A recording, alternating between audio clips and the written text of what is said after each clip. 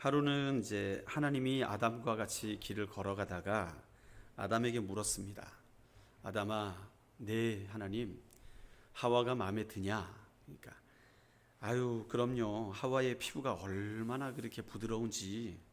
그래, 네가 하와를 사랑할 것 같으냐? 아담이 또 물었습니다. 하나님, 하와의 몸매는 어떻게 그렇게 아름답죠? 그러니까 하나님이 대답을 합니다. 그래야 네가 하와를 사랑할 게 아니냐. 아담이 이제 또 질문을 합니다. 그렇지만 하와는 왜 이렇게 멍청한 거죠? 물었습니다. 그러니까 하나님이 지그시 바라보시면서 아직도 몰랐냐? 그러니까 너랑 같이 살지. 그랬답니다. 이제. 네. 착각은 자유지요. 예. 우리가 지난주의 말씀을 한번 상기해 볼까요? 지난주 우리가 들은 말씀을 기억해 보면 예수님께서 모든 믿는 자에게 의를 이루기 위하여서 율법의 마지막이 되셨다. 마침표를 찍으셨다. 그렇게 말씀하셨어요. 이제 더 이상 하나님의 백성들이 율법을 지켜서 의에 이르는 게 아니라 그리스도를 믿는 믿음으로 의를 얻게 되는 것인데, 이 복음의 말씀을 들음으로 우리가 마음에 믿게 되고 또 입으로 시인함으로 구원에 이르게 된다. 그렇게 우리가 말씀을 했습니다.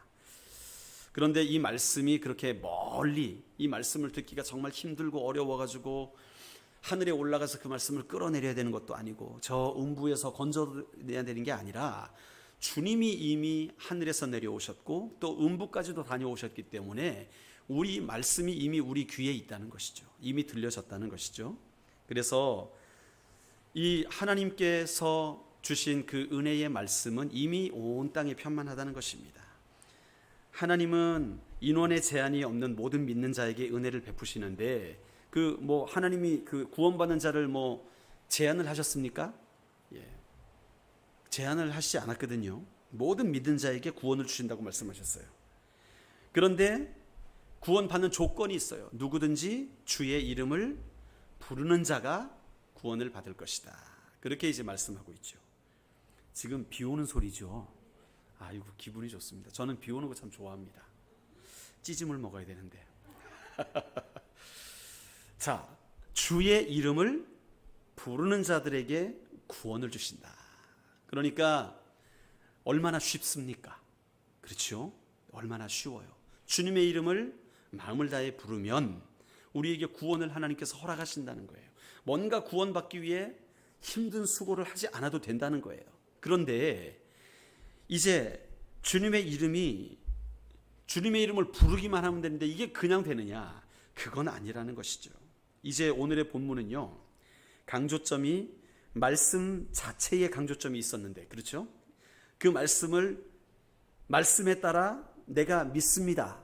주님이 나의 주님이십니다. 부르기만 하면 된다고 하는데 그 말씀은 이미 우리에게 주어졌는데 이제 초점이 어디로 가느냐? 이제 받는 자, 받는 자 또는 전하는 자에게로 이제 초점이 이동하는 거예요.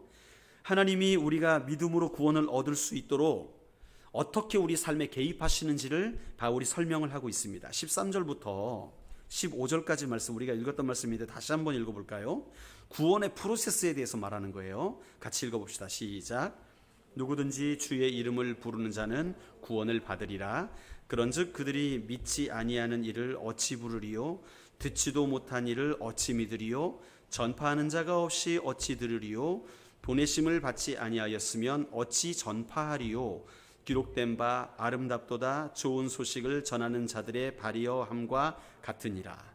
아멘. 자, 여기 구원의 프로세스, 진행 과정이 나와 있어요. 여기 보면은 바울은 오히려 거꾸로 역순의 논리로 이제 구원에 어떻게 이르는지를 설명하고 있는데, 이걸 풀어서 다시 설명하게 되면 제일 먼저 일어나는 과정이 뭐겠습니까? 제일 먼저는 하나님의 보내심을 받는 게 먼저 일어납니다. 15절이죠. 보내심을 받지 아니하면 어찌 전파하리요. 보내심을 받는 제일 먼저 일어나고요. 그게 전도하러 가는 거죠. 자, 그러면 그 전도자가 그 다음에 어떻게 합니까? 전파를 합니다. 그렇죠? 전파. 말씀을 전파하는 게 일어납니다. 그 다음에 전파가 되면 이제는 듣는 자에게 어떤 것이 일어나요? 말씀이 귀에 들려지게 되는 것이죠. 귀에 들려지게 되는 현상이 또 나타나게 되고, 그 다음에는 그 들려진 말씀이 어떻게 돼요? 마음에 믿어지게 되고, 그게 믿어지게 되면 입술로 주님의 이름을 부르게 된다는 것이죠. 이게 구원의 프로세스예요. 자, 제일 처음에 복음이 어떻게 돼요? 복음이 보내심을 받은 자에 의해서 전하여지는 것이죠. 여기서는 어떻게 표현되냐 하면 14절에 그런즉 그들이 믿지 아니하는 일을 어찌 부르리요. 듣지 못하는 일을, 15절이죠. 보내심을 받지 아니하면, 그죠? 보내심을 받지 아니하였으면 어찌 전파하리요. 제일 첫 번째 과정이 보내심을 받는 겁니다. 전도하러 가는 거예요. 그리고 두 번째가 뭐라고요? 전파되는 거예요. 세 번째가 뭐죠? 말씀이 들려지는 거예요. 듣는 거예요. 자, 그 다음에 뭐예요? 그 들은 말씀이 믿어지는 거예요. 마음에 믿어지는 거예요. 자, 그 다음에 과정이 뭐예요? 믿어지는 게 우리의 입술로 시인되는 거죠. 주의 이름을 부르는 것, 그죠? 주님을 부르는 것, 그게 시인되어지는 것. 이게 복음의 프로세스입니다. 구원의 프로세스예요. 자, 그래서 여기에는요 세 역할이 존재합니다. 세 분의 역할. 그래서 하나님의 역할이 존재하고, 그 다음에 하나님의 부름을 받은 자의 역할이 존재하고, 그 다음에 그 부름 받은 자의 말을 듣는 자의 역할이 존재하게 되는 것이죠.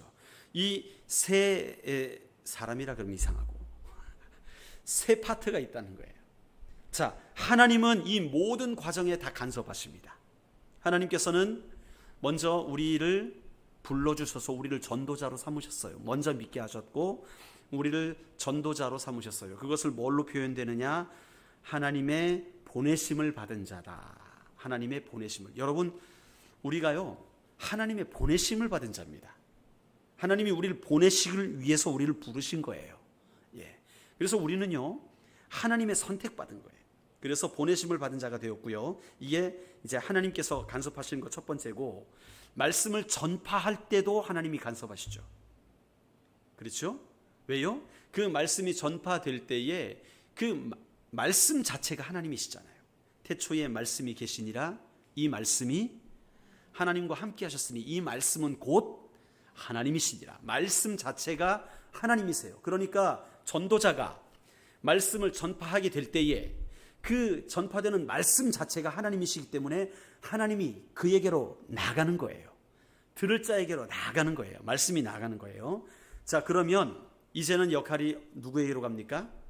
듣는 자에게로 가죠. 듣는 자는 그 하나님의 말씀이 오게 될 때에, 하나님이 오시게 될 때에 어떻게 합니까? 첫 번째는 청각적으로 듣게 됩니다.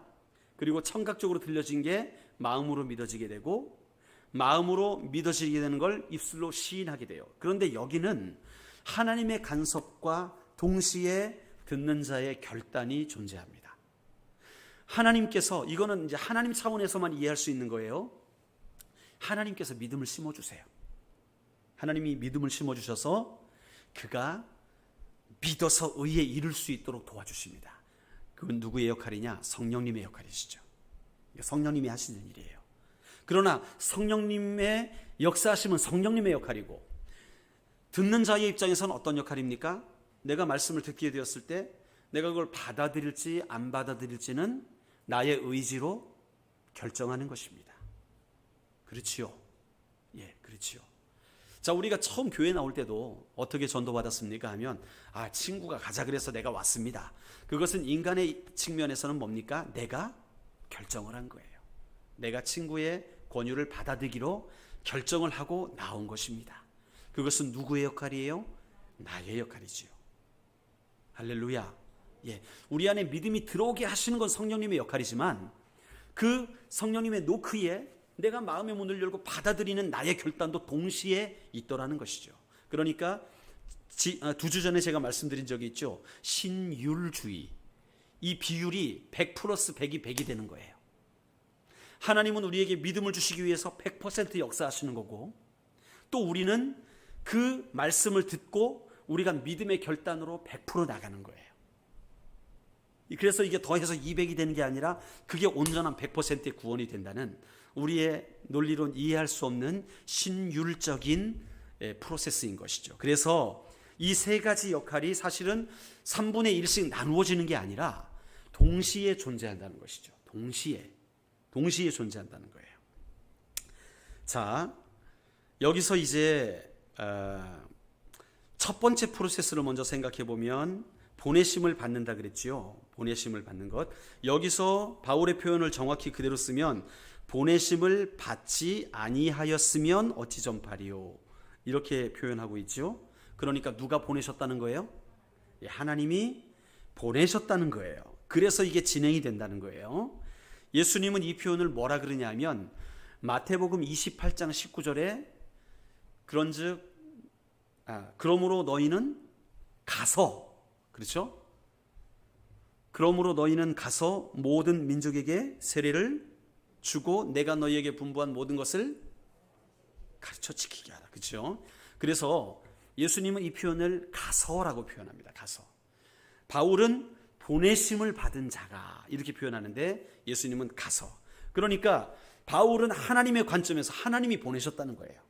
그러나 예수님께서는 우리에게 명령하십니다. 너희는 가라. 그죠? 너희는 가라. 이 동시가 이 두 가지가 동시에 일어나는 과정이라는 것이죠. 그래서 자, 하나님이 보내셨기 때문에 전파되는 거예요.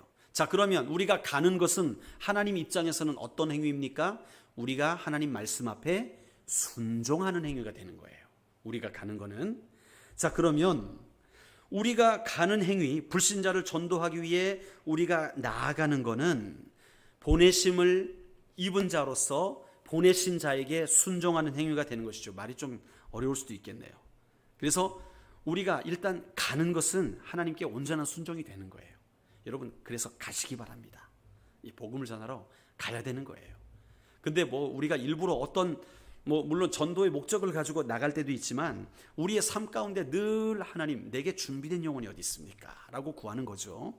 내게 붙여주신 영혼이 어디 있습니까? 라는 마음을 가지고 살아가는 것이 바로 이 가서라는 말에 해당되는 것이죠. 자, 우리는 가야 되는데 15절에 보니까 가는 자가 복이 있어요. 15절 말씀을 한번 다시 읽어볼까요? 시작.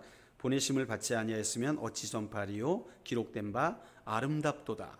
좋은 소식을 전하는 자들의 발이여 함과 같으니라. 복음을 전하는 자의 발이 아름답대요. 발이 예쁘다는 뜻일까요? 이렇게 막 발톱을 예쁘게 다듬어 가지고 예쁘다는 뜻일까요? 그런 의미가 아니라 복음을 전하는 자들의 그런 모든 행위가 아름답다는 것이죠. 자, 그들이 가는 모습, 그들이 전도하는 행위, 그것이 아름답다는 말 아니겠습니까? 왜 아름답겠습니까? 그 가는 행위 자체가 하나님께 온전한 순종이 되는 거예요. 하나님이 가라 보내셨기 때문에 그 말씀에 순종하여 우리가 가게 되면 그 순종의 행위를 하나님은 아름답게 보는 것이죠. 또 그 순종을 통해서 이제는 우리 전하는 자들은 거기까지예요. 가서 전하는 것까지가 우리의 역할인데 그 다음부터는 하나님이 일하시는 것이죠. 그래서 그리스도를 전파하는 이 사역은 귀하고 아름다운 일입니다. 자, 복음을 전파하는 이들이 헌신을 하고 수고해서 세상을 향하여 나가야 됩니다. 이게 나가는 게 그냥 되는 건 아니죠. 그러기 위해서, 복음 전하기 위해서는 많은 수고가 필요합니다. 때때로는 욕도 먹어야 되고, 때때로는 지갑도 풀어야 되고, 때때로는 없는 시간도 쪼개야 되고, 이런 헌신이 없다면 우리가 보내심을 받을 수가 없지요. 그렇지요? 하나님이 보내려고 그러는데 주님, 요번 주는 안 되겠습니다. 왜 안 되느냐? 바빠요. 그러면 안 되잖아요. 가라 했는데 주님 안 되겠습니다. 왜? 돈이 없어요. 그러면 안 되잖아요. 그러니까 우리가 순종하는 데는요, 대가지불이 필요한 거예요. 그렇기 때문에 복음을 전하는 자들의 발걸음은 아름답다. 성경이 그렇게 말씀하고 있습니다. 자, 이제 듣는 자들의 역할로 이동을 해볼까요? 듣는 자들이 다 복음을 들으면 순종하겠습니까? 성경은 아니라고 말합니다. 아니라고 말해요. 우리가 복음을 전할 때에 그러니까 다 들으면 좋잖아요. 근데 안 듣는다는 거예요. 다 듣진 않는다는 거예요. 여러분, 이사야 시대로 예를 들어서 설명을 하고 있는데 여기 보니까 아무리 전해도 그 전한 것을 모두 믿지 않는다고 말씀하고 있습니다. 이사야가 언제 시대 사람입니까? 북이스라엘이 멸망하기 직전에 사역했던 선지자였어요. 북이스라엘이 멸망하기 직전에 이스라엘을 향하여, 그 북이스라엘은 그 북부에 있는 지파들, 그죠? 10지파, 그리고 남유다는 베냐민 지파와 그 유다 지파, 그렇게 이제 나뉘어졌었잖아요. 그래서 어쨌든 그 북이스라엘이 먼저 멸망을 했어요. 아수르에 의해서 먼저 멸망을 했는데 그때에 사역했던 선지자가 이사야였습니다. 이 이사야의 메시지가요, 기가 막힙니다. 이사야가 몇 장으로 되어 있습니까? 이렇게 기억하시면 돼요. 성경의 축소판이다. 성경이 몇 권입니까? 66권. 이사야도 66장이에요. 그래서 이사야가 아주 기가 막혀요. 성경을 완전히 요약해 놓은 것 같아요. 거기에 보면 선지자 이사야가 이스라엘 백성들을 향하여 외치는 메시지가 정말 되게 참혹합니다. 너희는 망하게 될 것이다. 찢겨질 것이다. 흩어질 것이다. 이방이 와서 너희를 멸할 것이다. 이런 메시지가 계속 선포되면서, 그러나 그게 끝이 아니다. 그게 끝이 아니고 하나님이 결국에는 이스라엘에게 자비를 베푸실 것이다. 은혜를 베푸실 것이다. 그때의 이새의 줄기에서 한 싹이 나와서 너희를 구원하게 될 것이다. 예수 그리스도를 말하는 거예요. 그래서 그 예수 그리스도를 통해서 참된 이스라엘이 회복되는 역사가 있게 될 것이다. 그렇게 예언을 하는 메시지가 바로 이사야입니다. 그런데 그 이사야서의 말씀을 인용을 하면서 전해도 그들이 안 듣는다는 거예요. 이스라엘이. 자, 여러분, 이게요, 말씀을 증거해도 듣는 자가 있는 반면에 안 듣는 자가 있다는 거예요. 여러분, 물리적으로 생각할 때에 듣는다는 것의 의미를 생각해 보면 우리가 쉽게 이해를 할 수 있어요. 여러분, 소리라는 것은 귀에 들어와 가지고 고막이 울려 가지고 달팽이관을 통해서, 신경을 통해서 우리 뇌에서 소리로 인식이 되는 거죠. 그렇죠? 자, 공기가 떨리면, 우리가 말을 한다는 것은 목청이 떨려 가지고 이 공기를 진동시켜 가지고 상대방의 귀의 고막을 울리는 거예요. 제가 이렇게 소리를 내면 스피커가 진동을 합니다. 그래가지고 그 소리가 여러분들의 고막을 똑같이 울리게 만들어요. 그래서 그 울리는 고막이 신경과 연결돼 가지고 소리로 인식을 하는 거죠. 그런데 여러분, 신기한 게 있습니다. 저는 레코딩을 많이 해봤습니다. 녹음 작업을 많이 해봤는데, 여러분들도 한번 뭐 해보십시오. 녹음기를 가지고 혹은 핸드폰을 가지고 녹음을 할 때 어떤 밖에서 한번 녹음을 해보십시오. 말소리를 녹음한다든지 인터뷰를 한다든지 해보면 우리가 그것을 재생할 때 그 목소리를 듣겠죠. 녹음한 목소리를 다시 듣겠죠. 그런데 우리의 머리는 사실은 거기에 녹음되게 목소리만 녹음된 게 아닙니다. 그 안에는 뭐가 녹음됩니까? 주변의 잡음들, 뭐 빗소리, 무슨 소리. 여러분들도 지금 설교 듣는데 물론 빗소리가 간헐적으로 느껴지긴 하겠지만 집중하게 되면 빗소리가 안 들려요. 사람은 소리를 들을 때 선택적으로 듣게 되어 있습니다. 선택적으로 듣는다는 말은 뭐냐 하면 내가 들으려 하는 것을 듣는다는 거예요. 내가 듣기 원치 아니하는 소리는 안 듣는다는 거예요. 그게 실제로 소리가 없는 것입니까? 아니에요. 소리가 있지만 내가 듣기를 원치 않기 때문에 안 들리는 거죠. 지금 여러분들이 이 말씀을 들을 때에 제 목소리가 빗소리보다 크게 들리는 이유는 스피커가 성능이 좋아서이기도 하겠지만, 여러분들이 말씀을 들으려고 집중하기 때문에 말씀이 말씀으로 들려지는 것이죠. 소리가 없어서 안 들리는 게 아니라 집중을 하지 않을 때 안 들리더라는 것이죠. 바로 그런 현상이죠. 이스라엘 백성들이 하나님의 메시지가 선포되는 것을 소리가 안 들려서 안 들었을까요? 그게 아니라는 거예요. 그들이 들으려 하지 않았기 때문에 듣지 않는다. 그렇게 말씀을 하고 있어요. 여러분, 이 듣는다는 단어를 잘 살펴보면 원어에서 듣는다는 말은요, 단순히 귀의 작용으로 끝나지 않습니다. 귀가 들어서 우리의 반응으로 나타나는 것까지를 듣는 것으로 이야기를 합니다. 우리도 그러지요? 왜 너 엄마 말을 안 들어? 그 말은 뭡니까? 귀의 소리가 전달이 안 됐단 말입니까? 아니죠. 반응이 안 나타났단 말이죠. 그래서 성경에서 듣는다는 말은 그 반응까지 일어나는 것을 전제로 하고 있어요. 그래서 이스라엘이 듣지 아니함이니 라는 말은 뭐냐 하면 이스라엘의 귀가 먹었다는 얘기가 아니라 그들이 들었지만 그 말씀에 반응을 하지 않았다라는 말입니다. 여러분, 그 말은 뭐냐? 이스라엘의 관심이 하나님께 있지 않았다는 것이죠. 그 말입니다. 하나님의 메시지를 듣고서 그들이 알았으면서도 정상적인 반응을, 하나님이 기대하시는 반응을 하지 않았다는 그 말입니다.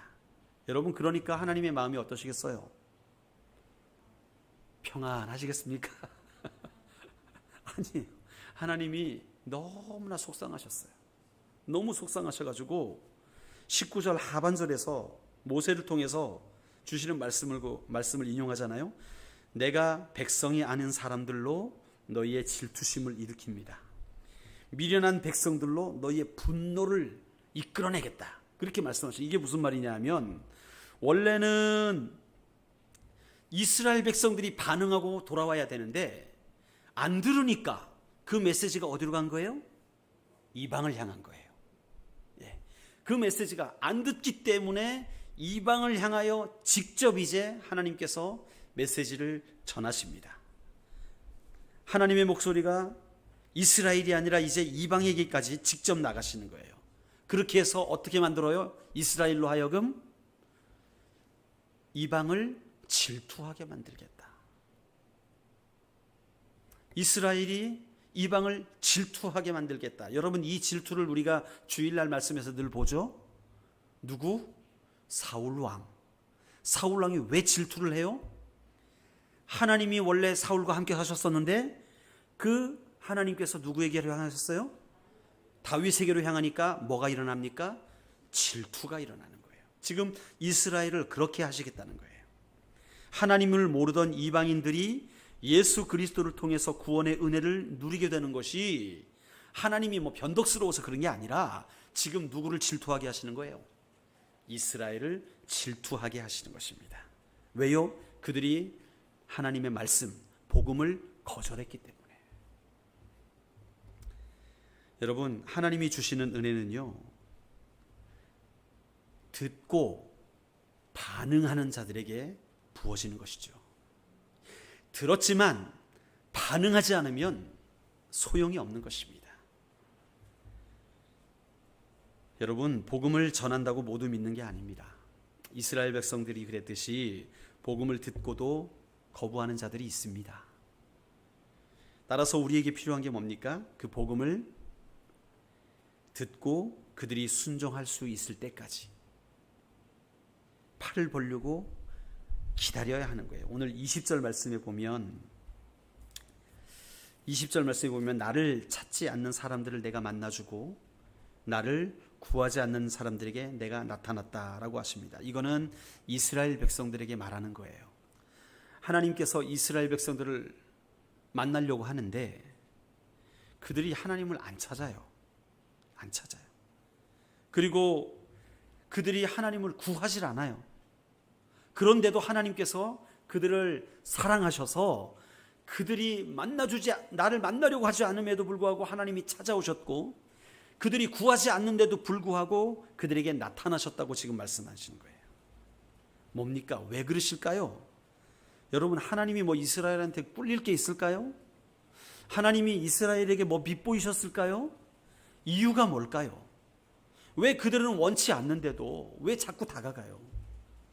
왜 그들이 구하 찾지도 않는데도 하나님은 왜 자꾸 나타나시려고 하세요? 여기서 우리가 뭘 발견합니까? 사랑이죠. 사랑. 여러분, 한 사람을 사랑하게 되면 자꾸 나타나려고 해요.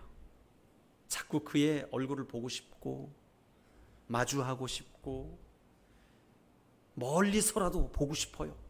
왜요? 사랑하기 때문에. 그가 나한테 싫다고 말해도 그러면 그래 포기해야지 라고 보다 다음에 더 잘해야지 라는 생각이 드는 거예요. 왜요? 사랑하기 때문에. 혼자 사랑하면 비극입니다. 지금 하나님께서 이스라엘을 짝사랑하고 계신 거예요. 이스라엘은 하나님을 싫다고 하는데, 하나님의 말씀을 거부하는데, 하나님은 처음엔 화가 나서 이방인에게도 말씀을 향하셨다가도 그 이스라엘을 못 잊어요. 못 잊어요. 그래서 하나님이 나를 찾지 않는 사람들에게 다시 만나러 오시고, 나를 구하지 않는 사람들에게 내가 나타났다. 그렇게 말씀하시는 거예요. 그분의 기다림이 얼마나 간절한지, 얼마나 그 기다림이 크신지 21절에 뭐라 그럽니까? 이스라엘이 대하여 이르되 순종하지 아니하고 거슬러 말하는 백성에게 내가 종일 내 손을 벌렸노라. 하나님이 그 내 말도 듣지 않고 순종도 안 하고 거슬러 말하는 그 이스라엘한테 가서 제발 좀 내 말을 듣지 않겠니? 제발 나에게 돌아오지 않겠니? 지금 손을 벌리시는 거예요. 한 번? 아니요. 온종일 그들이 돌아올 때까지 지금 우리 하나님은요 이스라엘을 향해서 손을 벌리고 계시다는 거예요. 정말 지긋지긋하게 순종 안 하는 이 이스라엘, 우리가 알잖아요. 하나님이 직접 음성으로 너는 나 외에 다른 신을 내게 있게 말지니라. 위로 하늘에 있는 것과 아래로 땅에 있는 것과 땅 아래 땅 모든 물속에 있는 것까지도 어떤 형상이라도 만들지 말고 그것들에게 절하지 말라 명하셔가지고, 하나님 무서워요, 직접 말씀하지 마시고 모세를 통해 말씀해 주세요 해놓고, 모세가 그 말씀 받으러 간 사이에 뭐 하고 있어요? 우상 만들고 있어요. 그렇게 지긋지긋하게 말을 안 듣는 이스라엘, 그때만 말 안 들었던 게 아니라 사사기 시대에도 왕정 시대에도 이스라엘이 갈라진 그 시대에도 끊임없이 하나님을 거부하고 지긋지긋하게 말을 듣지 않던 그 이스라엘에게 지금 하나님은 어떻게 하고 계신 거예요? 손을 벌리고 들을 때까지 손을 내밀고 계시다는 거예요. 이것이 바로 우리 하나님의 사랑이라는 것입니다. 영적인 이스라엘인 저와 여러분을 향한 우리 하나님 아버지의 마음이라는 거예요. 그러니까 우리가 예수 믿는다고 살면서 죄를 지을 때가 있잖아요. 욕심이 일어나고 시기가 일어나고, 때로는 에이 그럴 줄 알았어. 이게 뭡니까? 내가 저 사람보다 나은 거예요. 그죠? 예, 그럴 줄 알았어. 내가 말했었잖아. 그렇게 우리가 교만해지게 될 때, 우리 주님은 우리에게 발을 벌리고 계신 거예요. 우리가 그렇게 지긋지긋하게 불순종하는 그 순간에도 우리 주님은 어떻게 하고 계세요? 발을 벌리고 계신 것이죠. 이게 바로 우리 하나님의 사랑이고 이스라엘을 향한 인내고 하나님의 긍휼인 것입니다. 여러분, 우리는 두 아들의 비유를 잘 압니다. 탕자의 비유. 아버지가 두 아들이 있었잖아요. 부자였던 것 같아요. 근데 첫째 아들은 듬직해요. 일도 잘하고 아버지 말씀도 잘 듣고. 근데 둘째 아들은 끼가 있는지 어렸을 때부터 아버지 저에게 재산 나중에 상속해 주실 거죠? 그렇지, 상속해 줘야지. 그러면 가분해 주십시오. 지금 주세요. 형님하고 저하고 둘이니까 절반 딱 띄어가지고 그냥 재산을 지금 주십시오. 저 같으면 안 줍니다. 저 같으면 무덤에 갈 때까지 지켜야죠. 죽기 직전에 내가 너에게 날아준다. 그때 사인 도장 딱 찍고 죽어야. 그래야지 잘 공격할 거 아닙니까? 요즘 시대에 그렇다 그러대요. 절대로 죽기 전에 재산을 나눠주면 안 된다 그러대요. 주는 순간 태도가 변한다고. 그런데 이 아버지는 미련해요. 미련하게 아들을 사랑합니다. 그래서 절반을 떼어가지고 아들에게 줘요. 이 아들은 배은망덕하게 그 재산을 가지고 아버지를 떠나버립니다. 떠나서 자기 뜻대로 살아가는 거예요. 자기가 추구하고 싶은 거, 자기가 얻고 싶은 거 열심히 추구하면서 삽니다. 이런 데도 돈 쓰고 저런 데도 돈 쓰고 하면서 많은 사람들도 인맥도 쌓고 나름대로 실력도 쌓고 살아가는데 어느 순간 그 나의 모든 노력이 다 바닥이 나고 재산도 떨어지고 재산이 떨어지니까 사람들도 다 등을 돌립니다. 자네 전엔 안 그랬는데 왜 이러나? 어허 귀찮게 왜 그러시나? 딴 사람한테 가서 알아봐. 무시를 당하고 손가락질을 당합니다. 이 아들이 얼마나 배가 고팠으면 돼지 키우는 데 가가지고 알바한다고 가가지고 돼지가 먹을 걸 자기가 먹고 있어요. 안 걸렸으면 괜찮겠는데 그러다 주인한테 걸려버린 거예요. 당신 뭐 하는 거냐고. 지금 돼지 먹을 걸 왜 당신이 먹고 있냐고.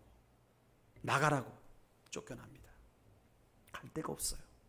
노숙자가 됩니다. 먹을 것도 없고 염치가 없어서 아버지 집에 못 가겠고 근데 하루 굶고 이틀 굶고 3일 굶고 하다 보니까 이거는 못 살겠는 거예요. 그 누구도 도움의 손길을 주지 않고 그 누구도 나를 인정해 주지 않는 거예요. 살 길이 없습니다. 그때 기억나는 분이 누굽니까? 아버지. 내가 우리 아버지 집에 있을 땐 안 그랬는데 내가 뭘 해도 아버지는 날 인정해 주셨었는데 내가 아무리 고집 부려도 아버지는 참아 주셨었는데 내가 어떤 짓을 해도 아버지는 날 떠나지 않으셨는데 내가 아버지를 떠났구나. 내가 미련한 자구나. 마음속에 회개가 됩니다. 뉘우침이 일어납니다. 그러면서 드는 생각이 아버지 참 연치가 없습니다. 제가 이렇게 살다간 죽을 것 같고 제가 아버지 집에 돌아가고 싶은데 정말 염치는 없고 안 되겠다. 내가 아버지 집 가서 그냥 종으로 살겠다고. 아들 대접 안 해줘도 좋으니까 그냥 내 종들이 먹는 거 같이 먹고 종들이 사는 집에 같이 살고 그냥 그렇게 해서 먹고만이라도 살았으면 좋겠다. 그냥 먼 발치에서 아버지가 저기 계시니까 그냥 먼 발치에서 아버지만이라도 보면서 그냥 그렇게 생명이라도 연명했으면 좋겠다. 그런 마음을 가지게 되죠. 그리고 돌아갑니다.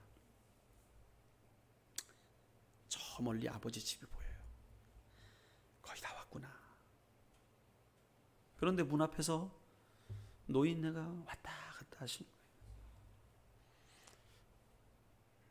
아버지였습니다. 하루도 빠지지 않고 우리 아들이 밥은 먹고 있는지, 모기향은 피고 자는지, 문단속은 잘하고 있는지 걱정하시는 아버지. 혹시나 오늘은 안 돌아오려나, 혹시나 좋은 소식이 있지 않으려나. 아버지가 서성이시면서 문을 왔다 갔다 하는 걸 먼발치에서 봅니다. 그 아버지를 보면서 갈까 말까, 갈까 말까. 당장 달려가서 아버지 저예요라고 말하고 싶은데 용기가 안 나는 거예요. 이 아들도 고민하다가 고개를 푹 숙이고 한 걸음 한 걸음 이제 아버지 앞으로 갑니다. 그런데 아버지가 이 아들을 발견하고 어떻게 합니까? 달려나가가지고 어디 보자, 우리 아들 맞나? 그러면서 얼굴을 보니까 너무나 초라한 거예요. 너무나 고생한 게 보이는 거예요. 아니 네가 왜 이러냐? 아니 네가 왜 이러냐? 네가 내 아들 맞냐? 그러면서 얼굴을 쓰다듬으시면서 종들을 부릅니다. 얘들아 지금 니네들 뭐 하고 있느냐? 지금 우리 아들이 왔다. 송아지 잡아라. 뜨거운 물 준비해라. 목욕물 준비하고, 야, 옷도 준비해. 옷 깨끗이 다 돼가지고 가져와. 그래가지고 잔치를 준비합니다. 아버지, 아니에요. 아버지, 저는요 면목이 없습니다. 제가 무슨 면목으로 아버지께 밥상에 같이 앉아가지고 아버지랑 밥을 먹겠습니까? 저는요 죄인입니다. 아버지, 전 염치 없는 사람입니다. 아버지 재산 다 탕진했고요, 제 욕심대로 살다가 거지가 됐습니다. 아버지, 저를 받아주시거든 그냥 종으로 받아주세요. 제가 종으로 그냥 살면서 아버지와 함께 살면 제가 그렇게 평생을 살아도 여한이 없습니다. 그런데 아버지가 뭐라 그럽니까? 아니다. 내가 죽었던 아들을 찾았다. 죽었던 아들이 다시 돌아왔는데 내가 어떻게 가만히 있을 수 있느냐. 그러면서 아들을 위해 모든 것을 준비하십니다. 손가락에 가락지도 끼워주시고, 아름답게 목욕시켜주시고, 치장도 해주시고, 그날 잔치에서 배불리 먹여주시고, 아들아, 내가 잃어버렸다 너를 찾았기 때문에 이제 나의 재산이 다 네 거야. 마음껏 쉬고, 마음껏 가져, 마음껏 먹어, 마음껏 즐겨. 다 네 거다. 여러분, 이 모습이 무슨 모습입니까?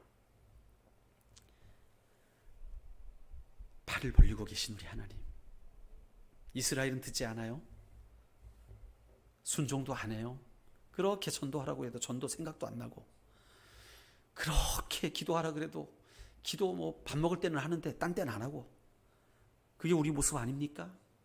그렇게 말 안 듣는 우리를 향해서 주님이 지금도 팔을 벌리고 계신 거예요. 기다리고 계신 거예요. 주님 뜻 앞에 순종하기에 기다리고 계신 거예요. 여러분, 우리는 전하는 자들로 부르심을 받았습니다. 우리가 예수 믿었다는 것은 우리도 전하는 자로, 보내심을 받은 자로 부름을 받은 거예요. 여러분, 말씀을 전하도록 보내심을 받은 우리도 바로 이런 자세가 필요한 겁니다. 우리의 전도 대상자, 우리의 주변에 준비된 영혼들을 향해서 우리는 어떻게 해야 됩니까? 우리도 팔을 벌려야 되는 거예요. 언제까지? 돌아올 때까지, 들을 때까지, 그들도 순종할 때까지. 우리가 훈련받을 때 많이 들었던 간증이 있죠. 인천의 주안장로교회 안강자 권사님, 그분의 간증 우리가 너무나 잘 알지만 한번 상고하기를 원해요.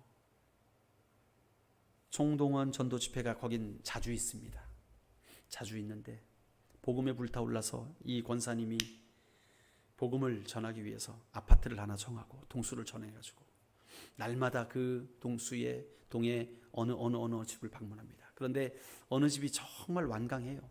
그래가지고 똑똑 노크를 하면, 누구세요? 그러면 주안교회에서 왔습니다. 그러면 문을 안 열어주니까, 예, 아래서 왔습니다. 그렇게 그러면 문을 빼꼼 열어요. 그러면 발을 탁 대가지고 문을 못 닫게 일단 신발을 딱 껴가지고, 예수 믿고 구원 받으세요. 제가 좋은 소식을 들려드리겠습니다. 그러면 예수 안 믿습니다 하고 닫으려고 그랬는데 못 닫잖아요. 그러니까 어떻게 합니까? 집에서 바가지에다가 물을 퍼가지고 물을 뿌려버리니까 어쩌고 할 때에 그냥 문을 닫는 거죠. 그 다음 주에 또 똑똑합니다.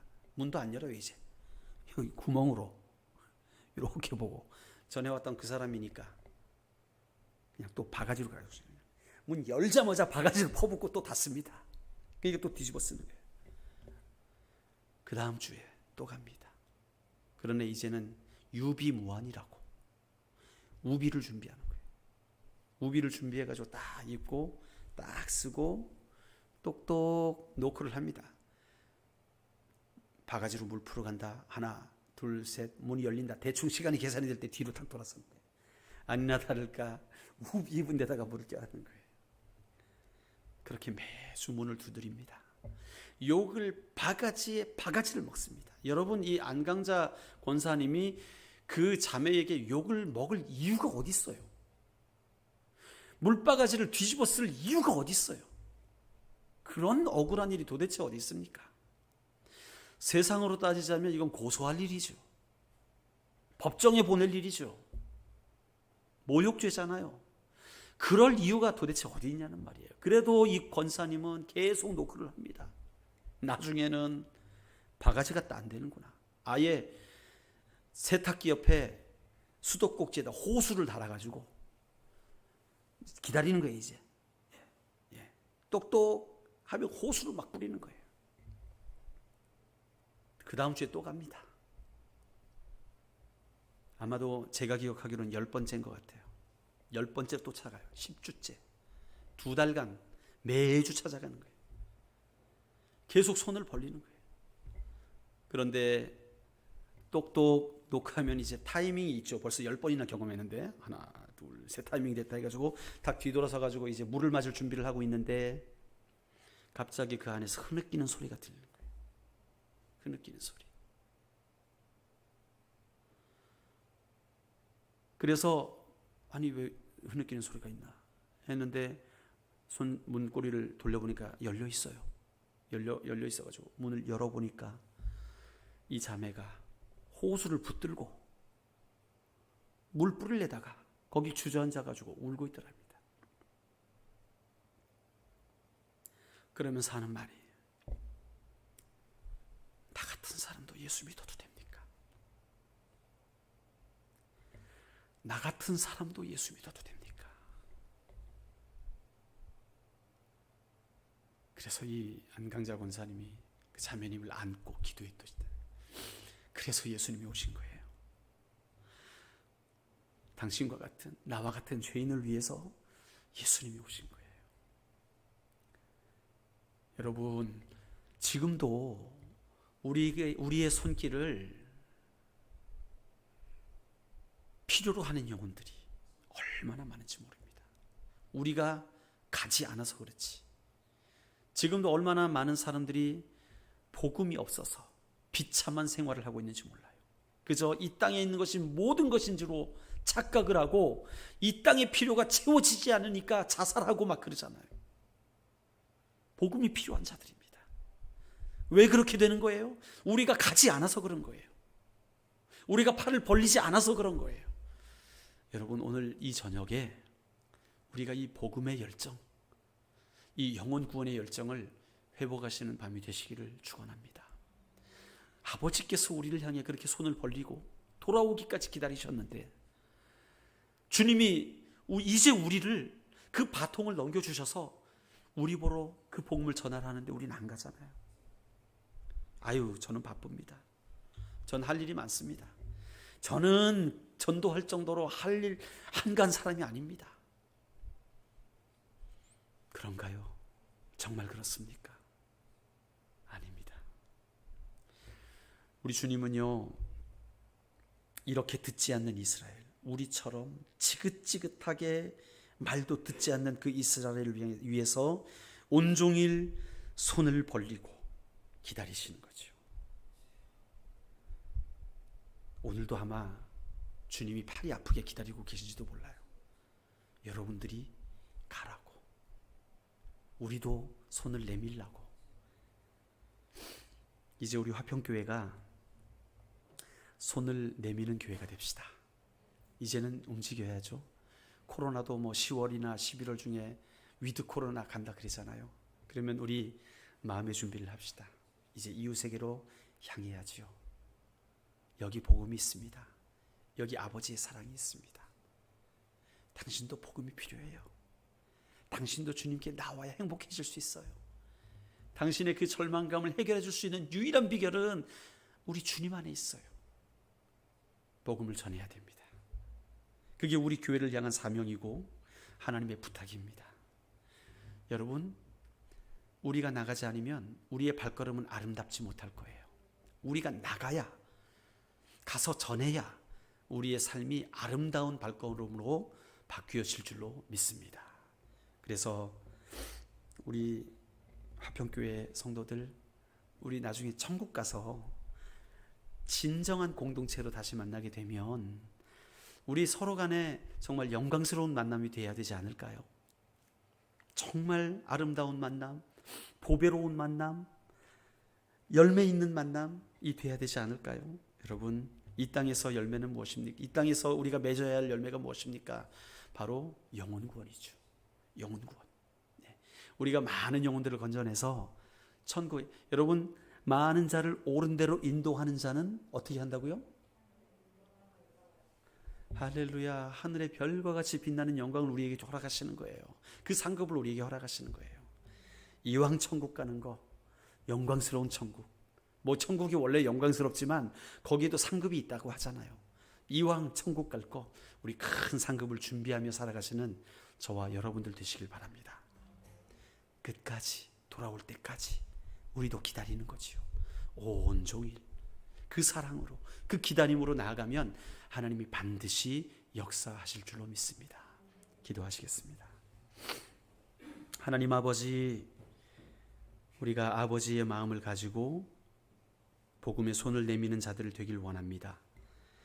우리가 먼저 하나님의 은혜를 받았는데 얌체처럼 우리만 받고 우리가 복음 전하지 않는다면 우리의 발걸음이 어떻겠습니까? 하나님, 우리가 복음을 전하는 아름다운 자의 발걸음이 되길 원하오니 우리의 삶이 복음 전하는 라이프 스타일로 바뀌어지게 하여 주시옵소서. 주의 말씀을 듣고 가만히 있는 자가 아니라 준행을 하여서 정말 반석 위에 터닫고 흔들리지 않는 믿음으로 일어서는 자들 다 될 수 있도록 인도하여 주시옵소서. 예수 그리스도의 이름으로 기도드리옵나이다. 아멘. 찬송가 200